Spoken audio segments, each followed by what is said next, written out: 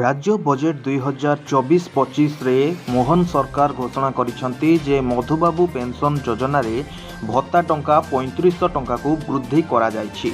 तेबे एई 3500 टंका भत्ता केउ माने पाइबे आसंतु जानिबा। 80 वर्षरू अधिक वयस्कों पई 3500 टंका भत्ता। मुख्यमंत्री मोहन चरण माझी आगत करिथिबा 2024-25 बजेट रे सामाजिक कल्याण योजना बाबत भत्ता बाबद 7600 कोटी टंकार व्ययबराद करिसेंती। बीजेपी निर्वाचन प्रतिश्रुति रे भत्ता वृद्धि पई कहिथिला। बजेट रे प्रथम पर्याय रे 80 वर्षरू अधिक बयसर व्यक्ति एवं 80% अधिक दिव्यांग होइथिबा व्यक्ति मानक लागि मधुबाबू पेंशन योजना एवं जातीय सामाजिक सुरक्षा कार्यक्रम अधीन रे सामाजिक सुरक्षा भत्ता को 3500 टंका को वृद्धि करा जायछि।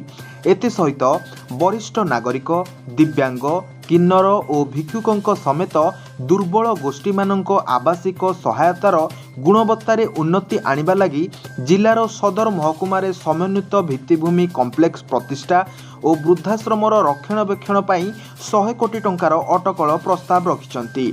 एहा व्यतीत दिव्यांग कल्याण पाई 302 कोटी टंका व्ययबराद करा जायथिबा बेले सरकारी प्रतिष्ठान और भित्तिभूमि को सेमानक यातायात अनुकूल कराइबा पाई 10 कोटी टंकार व्ययबराद प्रस्तुत करा जायछि। तेबे प्रथम पर्याय रे 80 वर्षरू वयस्क व्यक्ति माननकु ता सहित 80% रु अधिक जो माने दिव्यांग थिबे सेही माननकु 3500 टंकार भत्ता मिलिबो एवं जेहेतु ये फास्ट फेज आमे कहि परिबा परवर्ती पर्याय रे अन्य जो माने रहिले 80 वर्षरू कम सेमानक पाई मध्य कोनोसी घोषणा करा जाय पारे।